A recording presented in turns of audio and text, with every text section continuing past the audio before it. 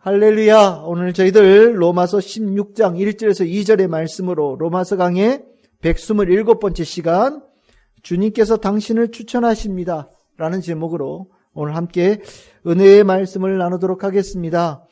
로마서 16장, 로마서 마지막 장입니다.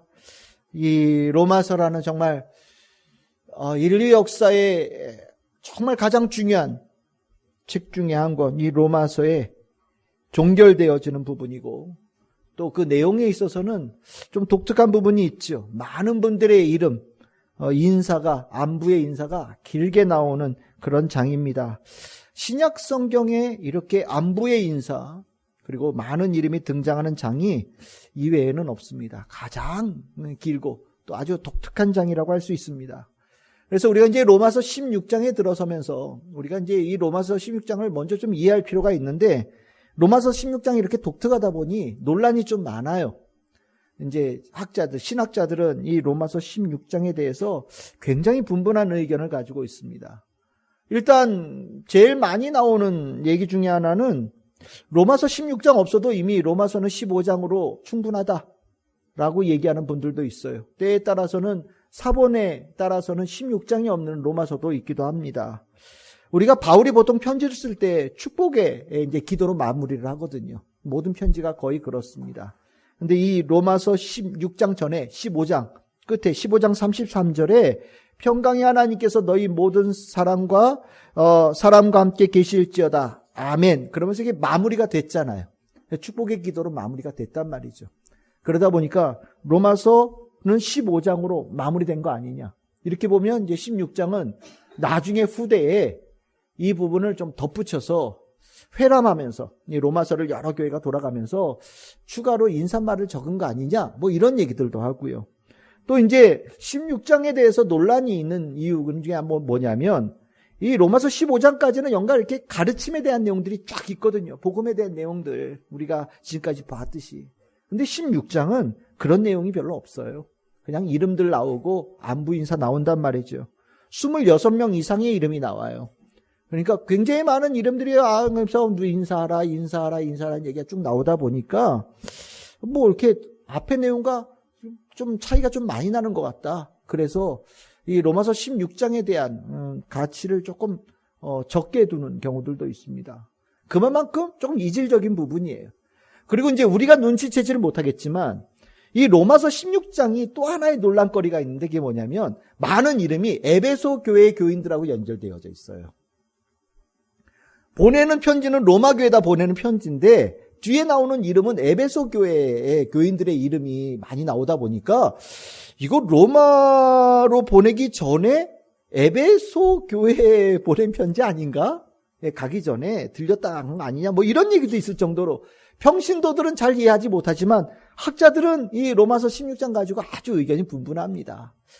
그러다 보니 16장에 대해서 접근하는 것이 앞에하고 좀 다른 부분이 있죠. 그런데 정말 신기하게도요, 같은 성경 보면서도 전혀 다르게 해석하는 분들이 계셔요. 누구는 막 건너뛰어도 돼 라고 보는 분들도 계시지만, 누구는 16장이야말로 굉장히 중요한 거다. 전체를 완성하는 완성의 마지막 장식과 같은 것이다. 로마서 16장이 있어서 로마서가 꽉 채워지고 제대로 완성되어진 편지가 되어졌다라고 말씀하시는 분들이 계셔요. 우리가 한자어로 활용점정이라는 말이 있지요. 이미 좋은 거 잘했어요. 하지만 거기에 마지막 손질을 딱 더해서 완벽에 도달한다라는 게 활용점정이라는 말 아닙니까? 그 용 그림 그려놓고 눈 그렸더니 용이 하늘로 날아갔다. 뭐 그래서 나오는 말이죠. 이 로마서 16장이 꼭 그런 역할을 하는 그런 장이다라고 평가하는 분들이 계셔요. 이 16장이야말로 가장 깊은 교훈의 내용이 들어있고 16장 전체에서 높이 평가에 받아야 될 장이다라고 주장하는 분들이 계셔요.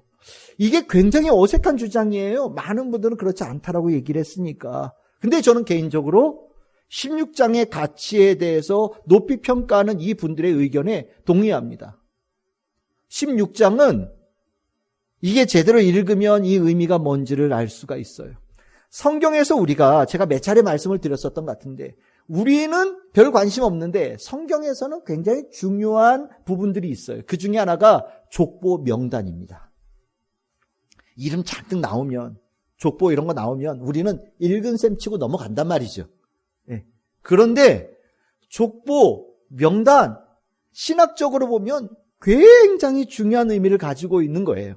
여러분들 성경의 족보 어디에 많이 등장하냐? 창세기에 많이 나오죠. 그렇죠? 창세기에 누가 누굴 낳고 막 이런 얘기들 나오잖아요. 그게 무슨 의미겠어요? 하나님께서 인류를 창조하신서부터 그 창조의 역사를 하나님께서 쭉 이끌어가고 계신다라는 것을 그 족보를 통해서 우리에게 알려주고 있는 겁니다. 하나님의 손길이 한 세대 한 세대 지나가면서 하나님의 손길이 닿지 않은 세대가 없었다라는 것을 얘기하는 거예요. 우리 지금 수요 예배 때 민수기 나눴지만 민수기에도 큰 족보가 2개가 나오죠. 그렇죠? 앞에 첫 번째 족보가 뭡니까? 출애굽을 하고 시내산에 들렸다가 시내에서 출발하는 사람들의 명단들. 이 사람들 하나님의 구원의 역사, 홍해를 건넌 그 증인들이에요. 두 번째 명단은 뭡니까? 가나안 땅에 들어가게 되어지는 사람들의 명단들이죠. 그럼 이게 뭘 얘기하는 겁니까? 하나님께서 구원의 약속을 해주셨고 구원을 실행하셨고 젖과 꿀이 흐르는 땅을 약속해 주셨고 정말 그 땅에 들어가는 사람들이 있었다라는 것을 증명하는 거거든요. 그들이 살아있는 증인들이에요. 여호수아서에서도 많은 명단들이 나오죠. 하나님께서 땅을 주시겠다고 했는데 누가 어느 지역에 있는 땅을 받았는지 구체적으로 우리에게 알려주는 거예요. 하나님께서 땅 주시겠다는 약속 진짜다라는 것을 말씀해 주는 거죠. 우리가 족보 그러면은 또 하나가 역대기상 앞에, 역대상 앞에 길게 나오죠. 역대상의 족보의 특징은 아담으로부터 시작되어져서 지금 역대기를 쓸 때까지의 사람들의 명단이 쫙 이어집니다. 창조 때부터 지금까지 하나님의 손길이 계속해서 이스라엘 백성들의 구원의 역사를 이루었다라는 것을 역대기 앞에다 길게 적어주고 있는 거예요. 굉장히 중요한 거예요. 우리는 그냥 이름처럼 보이지만 우리가 또 하나의 족보가 어디 나옵니까? 마태복음 시작할 때 1장. 예수님. 이 땅에 예수님이 어떻게 오셨는지에 가서 그 앞에 특별히 이제 다윗서부터 시작되어지는 그 이야기가 쭉 흘러서 오잖아요. 그렇죠? 하나님께서 우리에게 메시아를 보내주신다고 약속하셨고 다윗의 자손으로 우리를 구원하시겠다고 약속하셨단 말이죠. 그 약속이 정말로 예수님을 통해서 이루어졌다라는 것을 족보를 통해서 우리에게 알려주시는 거예요. 우리는 하나님의 약속을 잊어버릴지 모르지만 하나님은 절대 잊어버리시는 분이 아니시라는 거죠. 그리고 그것을 반드시 이루시고 정말 이루셨다라는 것을 증명할 때 뭐를 통해서 보여주느냐? 명단과 족보를 통해서 보여주는 겁니다. 뭐 이외에 느헤미야서 에스라서에도 족보가 나오죠. 그들이 포로의 귀환에서 돌아온 사람의 명단들 쭉 나옵니다. 어쨌든 이런 족보들이 다 그런 의미를 가졌거든요. 그런 의미에서 본다면 로마서 16장에 있는 명단은 무엇을 의미하는 걸까요? 이것은 바로 예수 그리스도의 복음으로 구원의 은혜를 입고 정말로 하나님의 새로운 자녀, 하나님의 새로운 백성으로 탄생되어진 사람들의 이름을 적어놓고 있는 거예요. 복음의 능력이 일어나서 그 복음의 능력이 예수 그리스도의 복음으로 믿어서 하나님의 자녀 되어진 자가 있고 그들이 풍성한 은혜를 누렸다라는 것을 말로만 설명하는 것이 아니라 구체적으로 명단을 통해서 입증해주고 있는 부분이 로마서 16장이라는 겁니다. 우리가 로마서 15장까지 이렇게 보면 마치 이론 같아요. 복음은 이렇고 복음은 감정을 이렇게 만들고 의지를 어떻게 만들고 복음에 합당한 삶은 뭐 어떤 것이고 이런 얘기들 이론적으로 쭉 설명을 한 것 같아요. 만약에 여기서 끝난다면 어떻게 되겠습니까? 지식을 더한 게 되는 거예요. 아, 그런 거구나. 복음은 그거구나. 복음은 이렇게 하면 이렇게 되는 거구나. 마치 그냥 어떤 책 한 권 읽어서 깨달은 바를 암기하는 정도로 이해할지 몰라요. 하지만 로마서 16장이 있어서 그것이 단순한 지식이나 주장이나 논리가 아니라 실질적으로 복음은 살아 역사하고 새로운 하나님의 백성을 자녀를 만드는 능력이 있다라는 것을 변화되어진 한 사람 한 사람의 이름을 통하여서 우리에게 입증해 주는 것.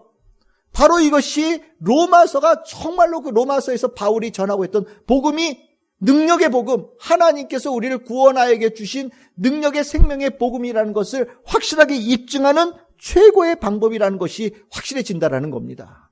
만약에 이 16장이 없었으면 아마 편지 하나 또 써야 될지 몰라요. 정말 복음으로 그런 역사가 일어난 것이 증명되어진 그 예시들, 그렇죠? 사례들 아마 적어야 됐을지 몰라요. 하지만 로마서 16장이 있어서 구원받은 명예로운 이름들이 등장하면서 복음의 능력이 얼마나 위대한지를 우리는 알게 되는 거죠. 여러분들 로마서 16장 이제 그냥 넘어갈 수 없다라는 것을 이해하시겠죠? 많은 이름들이 나오지만 이 이름들이 나와 상관없는 이름이 아니라 정말 복음의 능력이 얼마나 위대한지를 보여주는 확실한 명단이란 말이죠. 정말 우리가 예수 그리스도의 복음에 대해서 이분들을 통하여 나도 복음으로 구원받은 자로서 그것을 읽고 또 복음으로 구원받기를 확신하면서 로마서를 읽고 예수 그리스도를 믿는 자가 되어야 되는 분명한 이유가 로마서 16장을 통해서 입증되어진다라고 말씀할 수 있겠습니다. 그러면 로마서 16장에서 복음으로 구원받은 명단들이 26명 이상 쭉 나온다고 그랬잖아요. 그 많은 명단들 중에 대표적인 사람, 대표적인 모델이 누굴까? 바울이 여러 사람을 이름을 적었지만 그 중에서 대표적으로 바울이 생각할 때 이 사람이야말로 복음, 예수 그리스도의 복음으로 하나님의 자녀가 되어진 대표적으로 모델이 될 수 있는 사람이라고 딱 선정한 사람이 누굴까? 바로 오늘 우리가 함께 읽은 본문에 나오는 인물입니다. 로마서 16장 1절에서 2절에 나오는 그 이름 누구요? 베베라는 분이에요. 베베. 베베란 이름 처음 들어보시는 분이요? 없지요? 예. 베베는 평신도 중에서 꽤나 유명한 분이에요. 이 베베란 이 분이 얼마나 중요한 역할을 담당했는가? 오늘 여기에 보시면 1절에 보시면 바울이 뭐라고 얘기했냐면 추천한다라고 표현합니다. 내가 베베를 너희 로마 교회 성도들에게 추천한다라고 표현하고 있어요. 이 추천한다라는 이 의미가 어떤 의미냐면 베베가 어떤 역할을 했냐면 로마서 이 편지를 들고 로마로 간 분이에요. 베베라는 분에게 바울이 로마에 쓰는 편지 이 로마서를 들여서 로마에 가게끔 부탁한 분이에요. 지금처럼 뭐 우체국이 있고 이런 거 아니니까 들려서 보냈단 말이죠. 그 들고 간 사람 얼마나 중요한 사람이겠어요. 아무나 보내는 거 아니거든요. 로마서 이 편지와 걸맞는 사람을 보내는 거예요. 로마서 안에 들어있는 이 내용과 합당한 사람을 보내는 거예요. 로마서를 쓴 바울을 드러낼 수 있는 분을 보낸 거예요.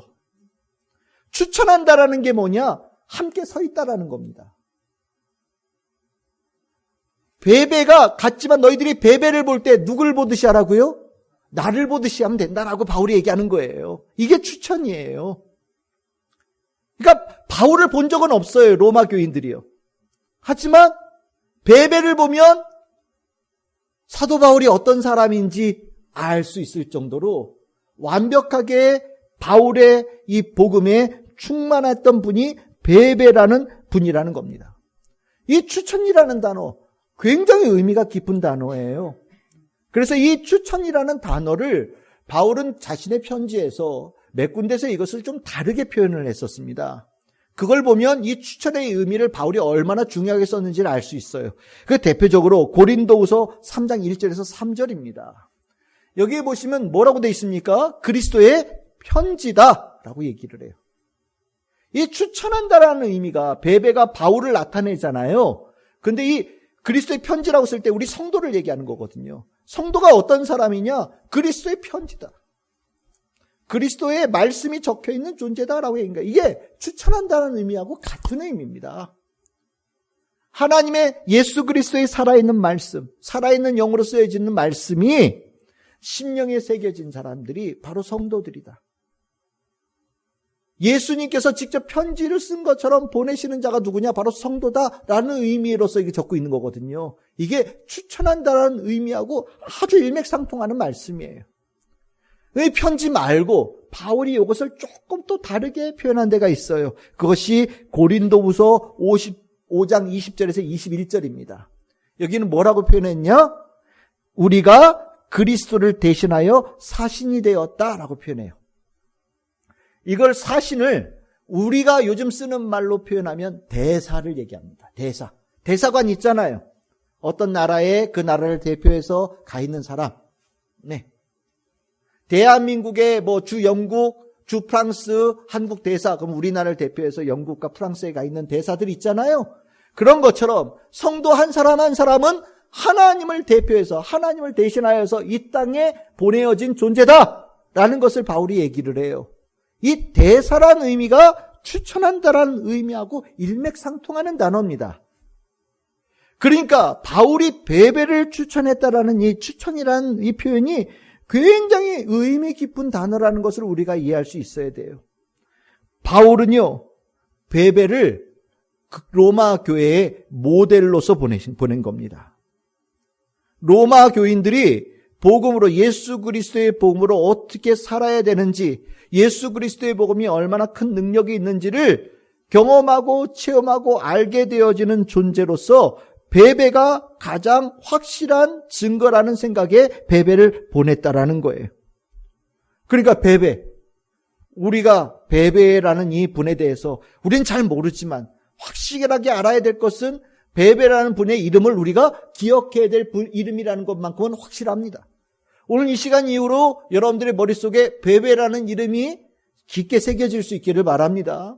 나중에 우리 천국에 올라가서 뵐 분들이 너무 많거든요. 실은 너무 궁금한 분들이 많아요. 저는 개인적으로 그래요. 우리 성경에 굵직굵직하게 이름들 나와 있는 분들 있지만 저는 뵙고 싶은 분 중에 하나가 이 베베라는 분이에요. 얼마나 바울이 높게 평가했으면 추천한다라고 얘기할 정도가 되겠습니까? 바울이 오른팔 왼팔이 디모데 디도거든요. 그런데 디모데 디도 왜 급에 거의 같은 급의 분이 바로 베베예요. 브리스길라 아굴라 뒤에도 나오겠지만 이분들이 바울이 생각할 때 이분들이야말로 정말 성도다운 성도야 라고 대표적으로 얘기할 수 있는 분들이거든요. 궁금하잖아요. 정말 그분들이 정말 이 복음으로 이 땅에서 어떻게 살았고 그분들이 어떤 분일까 저 굉장히 궁금해요. 아마 천국 가면은 꽤나 우리 바쁠 것 같아요. 그분이 그분이야? 마치 이런 표현은 어떨지 모르지만 관광 가듯이 사람 만나러 다니면서 저분이 저분이구나, 저분이 저분이구나 아마 다니면서 만날 분들 너무 많을 것 같아요. 베베 그분 중에 한 분일 정도로 중요한 분이다라는 생각을 가져야 됩니다. 그러면 베베가 어떤 분이길래 바울이 추천한다라고 얘기할 정도가 됐을까? 베베라는 분이 어떤 분이길래 이렇게 높게 평가할까? 오늘 1절과 2절에 한 3가지 정도 얘기를 하고 있거든요. 그러니까 이 모습이 우리에게 있어야 될 모습이라는 것이라고 보시면 되겠습니다. 그럼 첫 번째로 베베라는 분은 어떤 면을 가졌는가? 베베라는 분은요, 이름 그대로 빛나는 분이었습니다. 베베. 6장 1절에 베베라고 나오죠. 베베, 이름 참 이쁘지 않습니까? 그렇죠? 애들한테 붙여주는 이름 같기도 하고 정말 베베였을까? 이름이 정말 베베였을까? 라는 저는 개인적으로는 좀 궁금해요. 저는 개인적으로는 본명이 따로 있었을 것 같다는 생각이 듭니다. 그런데 그분의 모습을 보면서 나중에 별명이 붙어진 게 베베가 아닌가. 이 베베, 더 풀어서 얘기하면 포이베라고 하는 건데 이게 빛나는 자, 순결한 자 이런 뜻이거든요. 정말 있는 그대로 바짝 순결한 빛이 나오는 거 있잖아요. 그게 베베라는 뜻이에요. 그 베베라는 이름에 딱 걸맞는 모습이 베베가 딱 떠올라집니다. 정말 그 맑고 영롱한 그 영성을 가진 분, 그 베베라는 분인 것 같아요.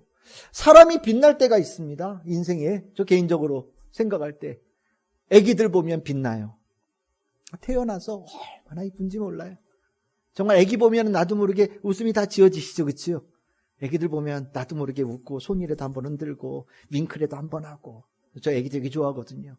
아내가 옆에서 그래요. 야, 아기가 내가 막 보니까 웃는다 그러면 당신이 먼저 웃으니까 웃지. 걔가 따라서 웃는 거야. 그러는데 아니야. 내가 웃지 않아도 아기가 먼저 나한테 이렇게 손짓을 해요. 그러면 같이 손짓하고 웃고 그러면 그 교감이 있거든요. 아기들이 막 빛이 나요. 태어나면 그 빛이 있어요. 너무 이뻐요. 그게 그렇게 길게 가진 않죠. 몇 살 지나가면서 말을 배우기 시작하고 이러면서 빛이 조금씩 이렇게 감해지는 게 좀 아까울 정도로 태어날 때 그 빛이 있어요. 제가 지금 이게 살다 보니까 또 한 번 빛이 날 때가 언제냐면 평생을 함께할 배우자 만날 때, 사랑하는 사람 만날 때 빛이 나요. 그거는 감동이에요. 전 개인적으로 굉장히 깊은 감동으로 느껴요. 어떻게 그런 얼굴이 나오고 그런 미소가 나오고 그런 대화가 나올 수 있는지 저는 알아요. 그래서 그 빛나는 모습이 평생에 꼭 한 번은 경험해야 된다라는 생각을 갖거든요. 빛나는 그때, 젊은 청춘의 그때에 그 평생을 같이 할 사랑하는 자를 정말 우연하게 되든지 뭐가 됐든지 만나는 그 감동이 있어요. 빛나죠. 여러분들도 다 그 감동으로 평생이 가슴에 안고 살기를 바랍니다.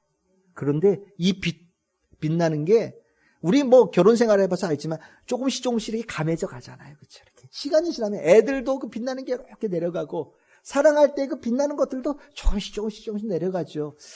요즘에는 그게 급격하게 꺾인다 이런 얘기도 있긴 한데 어쨌든 빛나는 게 있단 말이에요. 근데 시간이 지나면서 좀 감해요. 그런데 또 하나의 빛나는 게 있는데 이거는 좀 다른 거예요. 그게 뭐냐? 거듭난 자가 받는 빛남이죠. 예수님 만나서 갖게 되어지는 빛남. 구원의 확신을 가지면서 갖게 되어지는 이 빛남이 있어요. 이 빛남은 신기하게도 가면 갈수록 빛나요. 시간이 지나면 지날수록 더 빛나는 거예요. 우리가 천국에 향해서 가는 순례자의 삶을 사는데 신기하게도 천국에 가까워지면 가까워질수록 더욱더 빛나는 빛이 바로 이 거듭난 자가 갖는 빛이에요. 이 베베라는 분, 아기 같은 빛일까요? 사랑하는 사람을 만나서 빛나는 분일까요? 그건 아니겠죠. 예수 그리스도를 믿어서 복음으로 말미암아 갖게 되어지는 순결한 빛, 감출 수 없는 빛, 정말 영롱한 빛, 하나님의 영광이 나타나는 사람으로서 베베가 바울의 눈에도 보이고 모든 사람들의 눈에도 보였다라는 거예요. 복음, 빛나는 자로 만듭니다.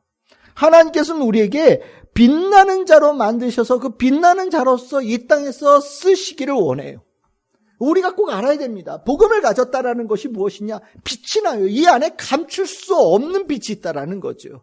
그래서 이 다니엘서 12장 3절에 보시면 하나님께서 다니엘에게 말씀하신 겁니다. 지혜 있는 자는 궁창의 빛과 같이 빛날 것이요 많은 사람을 옳은 대로 돌아오게 하는 자는 별과 같이 영원토록 빛나리라. 예수 그리스도 하나님을 믿어서 빛나는 자가 하나님께서 얼마나 귀하게 쓰실 것인지를 다니엘에게 하나님께서 말씀해 주신 부분입니다. 그가 빛나고 많은 자들을 돌아오게 하면서 그 빛나는 모습이 주님께 가까이 갈수록 더 영롱하게 빛나게 될 것이라는 축복의 말씀을 주신 거예요. 이 말씀을 그대로 예수님께서 우리에게 가르칠 때 이렇게 말씀하십니다. 마태복음 5장 16절입니다. 우리 같이 한번 읽어봅시다. 시작. 이같이 너희 빛이 사람 앞에 비치게 하여 그들로 너희 착한 행실을 보고 하늘에 계신 너희 아버지께 영광을 돌리게 하라. 아멘. 빛나는 자가 되거라. 너희들의 빛이 많은 영혼들을 주님께로 이끌어가는 생명의 인도자의 빛이 될 것이다. 예수님께서 말씀하시는 거거든요. 근데 이 빛나는 자의 모습이 누구에게 있었다고요? 베베에게 있었다는 거예요. 베베에게 있었다라는 겁니다. 그러니까 바울은 자신 있게 추천하는 거예요. 로마 교인들이요, 예수 그리스도의 복음으로 충만하기를, 베베처럼 충만하기를 바랍니다 라고 하면서 베베를 로마 교회에 추천하는 겁니다. 우리 참 즐거운 게 모든 성도들이 베베처럼 빛나는 자 되기를 바랍니다. 예수 그리스도의 복음으로 빛나는 자의 이 베베의 모습을 닮아가는 우리 성도들 될 수 있기를 바랍니다. 그것이 우리에게 복음을 주시면서 하나님께서 바라시는 거예요. 예수님께서 우리에게 바라시는 겁니다. 반짝반짝 빛나는 그 영롱한 순수한 빛, 구원의 길로 이끌어가는 생명의 빛이 되어집니다. 우리 안에 그 빛이 있음을 알고 그 빛을 더욱더 밝게 빛나는 우리 성도들 될 수 있기를 바랍니다. 두 번째로 베베가 어떤 면에서 특별했느냐? 베베는 겐그레아 교회에 충성된 일꾼이었다라고 바울은 얘기합니다. 로마서 16장 1절입니다. 겐그레아 교회의 일꾼. 겐그레아라는 데가 어디에 있느냐? 지도를 보시면요. 지도에 보시면 바로 여기예요. 고린도 바로 밑에 있습니다. 항구예요. 그래서 이 겐그레아라고 하는 이 곳이 실은 성경에 한번 나온 적이 있어요. 그게 언제냐면 바울이 이제 수리아를 거쳐서 예루살렘으로 갈 때 출발할 때 이 겐그레아에서 출발하는데 기억하실지 모르겠지만 겐그레아에서 바울이 머리를 깎았다라고 나옵니다. 전에 우리 사도행전 설교할 때 기억나시는 분이 계실지 모르겠어요. 그때 겐그레아가 나오거든요. 사도행전 18장 18절인데 이 겐그레아라는 곳에 중요한 일꾼으로서 베베가 소개가 되어집니다. 현재 겐그레아는 바다 물속에 들어가 있어요. 그래서 이렇게 항구 도시인데 많이 들어가 있어서 유적지가 거의 바닷물 속에 있다고 하는데 어쨌든 이곳에 교회도 있고 복음으로 충만한 역할을 했던 곳이 이 겐그레아였던 것 같습니다. 우리가 일꾼이라고 얘기하죠. 우리 다 일합니다. 다 일하지 않는 사람은 없죠. 다만 일하면서 하고 싶은 일을 하는 사람이 있고 또 기쁨을 하는 사람도 있고 정말 할 수 없이 재미없이 하는 분들 있긴 하지만 일은 다 합니다. 근데 우리가 이제 하나님의 일을 어떻게 하느냐, 이거 굉장히 중요한 부분입니다. 먹고 살기 위해서 하는 일에 대해서는 좀 다를 수 있어도 하나님에 대한 일을 어떻게 하느냐, 예수에 대한 일을 어떻게 하느냐, 교회에 관한 일을 어떻게 하느냐는 우리 안에 영성이 어떠한지를 보여줄 수 있는 아주 중요한 부분이 되어져요. 우리가 하나님의 일에 대한 기본적인 자세는 무엇이냐면 하나님께서 먼저 나를 구원하기 위해서 일하셨다는 것을 아는 것에서 시작되어집니다. 하나님께서 나를 구원하기 위해서, 하나님께서 나를 하나님의 자녀로 삼으시기 위해서 하나님 어마어마하게 일하셨거든요. 또 일하고 계시고 또 일하실 겁니다. 하나님께서도 하셨고 예수님께서도 그러하셨고 성령께서도 그러하셔요. 하나님은 나를 위해서 정말 모든 힘을 동원하여서, 예수님은 나를 위하여서, 성령은 나를 위해서 모든 힘을 동원해서 일하시거든요. 그 일함의 축복을 우리가 은혜를 받은 사람이에요. 그 하나님의 일하심을 아는 자, 주님의 일하심을 아는 자의 감동을 가지고 하나님의 복음의 사람은 일합니다. 그래서 이 일이 할 수 없이 하는 일도 아니고 재미없어 하는 일도 아니고 정말 마지못해 하는 일이 아니라 기쁨으로 하는 일이 되어져요. 감사함으로 하는 일이 되어지고요. 그 가운데 정말 하나님의 그 주시는 기쁨으로 충만한 자로서 일하는 모습이 나온다는 겁니다. 일꾼이라는 이 표현, 하인이라는 뜻이에요. 하인. 근데 우리가 교회에서는 이 단어를 조금 다른 직분으로 표현합니다. 뭐로요? 집사라고 표현합니다. 그래서 베베라는 분 앞에 우리는 이런 단어를 써요. 집사 베베라고 얘기를 해요. 근데 집사인데 어떤 집사냐? 여집사예요. 여집사. 여자 집사예요. 우리 자매 베베라고 그랬거든요. 그러니까 여성분이에요. 여러분들, 지금도 남녀의 평등이 있느냐 없느냐 우리가 많이 좋아졌다고 얘기하지만 이 당시에는 완전히 남성 중심의 사회거든요. 남자들이 중심을 이뤘던 곳이에요. 그러니까 아마 앞에 나서고 뭐가 굵직한 일들은 남자들이 했을 가능성이 굉장히 높아요. 그렇지 않아도 허드렛 일을 하고 남의 보이지 않는 일, 숨어있는 일들, 꼭 해야 되는 일이지만 잘 다들 안 하고 싶어하는 일들을 하는 게 집사의 역할이거든요. 교회 집사, 여러분들 그 역할을 하는 거예요. 남들이 하기 좀 꺼려한 일들을 하는 게 집사예요. 보이지 않는 곳에서 땀 흘려 일하는 게 집사예요. 그걸 하겠다고 하나님 앞에 손도 들기도 하고 하나님의 부르심에 아멘으로 응답하기도 하는 게 집사의 직분이거든요. 예. 근데 여자 집사니까 정말 보이지 않는 곳에서 일을 했겠죠. 그런데 여러분들 이 일하는 모습이 얼마나 바울이 보기에 귀한 모습인지, 억지로 일하는 모습이 아니고 기쁨으로 도드라지지 않고 누가 알아주지 않는 그 일을 뒤에서 묵묵하게 꾸준하게 충성되게 하는 이 모습, 그 일을 하면서도 기쁨으로 해가는 이 모습이 바울의 모습에 저거야말로 복음으로 충만한 자의 합당한 모습이다라고 확실하게 확신을 한 거예요. 그래서 바울은 복음으로 충만한 자는 베베처럼 주님 앞에 충성된 일꾼이 됩니다라고 보내는 거거든요. 그 모습이 누굴 닮았느냐? 바울 자신을 닮은 거예요. 바울 자신을. 바울이 그렇게 다닌다고 본인이 생각했거든요. 우리 이미 봤지만 로마서 15장 15절과 16절 자기를 뭐라고 표현했냐? 나는 하나님의 일꾼이다. 예수 그리스도의 일꾼이다라고 얘기를 합니다. 일꾼 똑같은 단어예요. 내가 보이지 않는 곳에서 헌신하고 있어요. 이게 어떻게 되어지느냐? 하나님의 은혜를 알아서 이렇게 일하는 거거든요. 근데 베베를 보니까 꼭 자신을 닮은 거예요. 보이지 않는 곳에서 일을 하는데 꾸준하게 충성되게 기쁨을 하는 그 일을 보면서 맞아. 저것이야말로 복음의 사람이지 라고 확신을 가진 겁니다. 여러분들 바울이 왜 위대한지 아십니까? 바울에 대한 많은 평가가 있는데 그 평가 중에 정말 따뜻하게 와닿는 평가 중에 하나가 뭐냐면 바울은 한순간도 직업적으로 복음을 전하는 분이 아니었다라는 평가예요. 돈 받았으니까 복음 전하고 내가 몇 살까지 정년까지 할 수 없이 하고 남들 보는 데서 앞에서 하고 보내졌으니까 하고 그렇게 한순간도 복음을 전하는 삶을 살지 않았다라는 거예요. 정말 그 은혜, 구원받음의 은혜에 감격하여서 일한 분이 바울이었다라는 거거든요. 이게 일꾼이에요. 근데 베베가 다 그 모습으로 했다라는 거지요. 요즘에 참, 우리 얘기하다, 좀 여담이지만, 사역자 만나기 어렵다고 얘기를 합니다.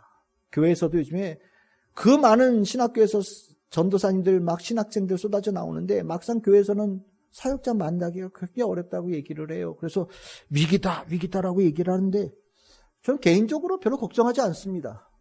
왜냐하면 주님의 일은 진짜 일꾼이 하는 거예요. 언제 주님의 일 머릿수로 했습니까? 주님의 일은 머릿수로 하는 게 아닙니다. 진짜 일꾼을 통해서 하나님께서 하시는 거예요. 바울과 같은 사람, 베베와 같은 분, 이런 분들을 통해서 하나님께서 역사하시는 거거든요. 진짜 일꾼이면 큰 역사가 일어나요. 많은 사람들이 덤빈다고 하나님의 일하는 거 아니라는 건 저는 마음을 가지고 있거든요. 소수라도 진짜 일꾼이라면 놀라운 역사가 일어나거든요. 이게 복음의 능력이에요. 베베가 그 일을 했다라는 거예요. 베베가. 그래서 자신 있게 먼 길을 이 여성 집사에게 그 중요한 역할을 맡긴 겁니다. 바다를 건너가는 그 일을 여자 집사에게 맡긴 거예요. 대단하지 않습니까? 목숨 걸고 바울이 쓴 편지를 지킬 수 있는 사람이 베베였어요. 배멀미하는 가운데서도 이 로마에 보내는 편지를 품에 안고 갈 수 있는 사람이 베베였다라는 거예요. 어떤 어려움이 있어도 끝까지 로마 교회까지 편지를 들고 갈 수 있는 목숨 거는 사람이 베베였다라는 거죠. 진짜 일꾼이었다라는 겁니다. 하나님께서 우리에게 원하시는 모습이에요. 우리에게 복음의 일꾼 되기를 원하셔요. 진짜 일꾼.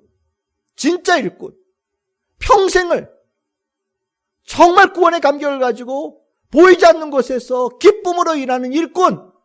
하나님께서 우리에게 원하셔요. 저는 우리 성도들이 그렇게 될 수 있기를 바랍니다. 그 모습에 우리 성도들, 베베처럼 우리 닮아갈 수 있는 성도들 되기를 바랍니다.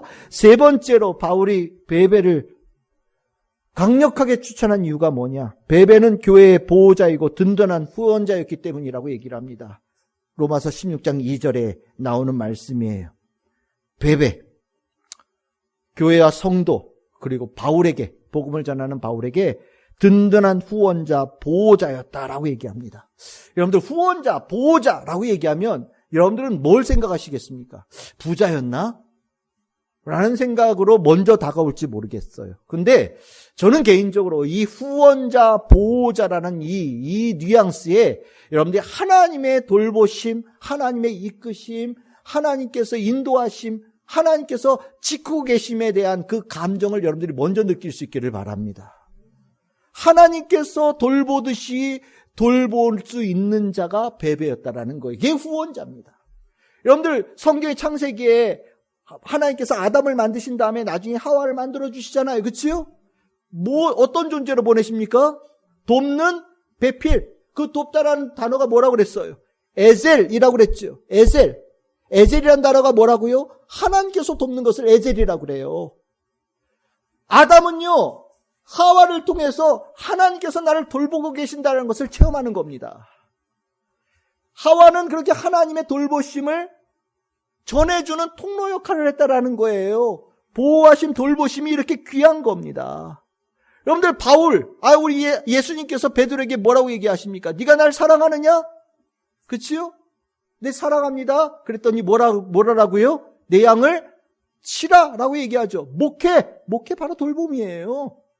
돌봄, 보호함, 후원자. 하나님께서 나를 사랑하신다라는 것을 예수님은 제자들에게 너희들이 그것을 느끼는 통로가 되거라 라고 말씀하시는 거거든요. 하나님을 사랑하는 마음으로 할 수 있을 때 보호자, 후원자가 되는 거예요. 바울 그런 마음으로 다닌 사람이에요.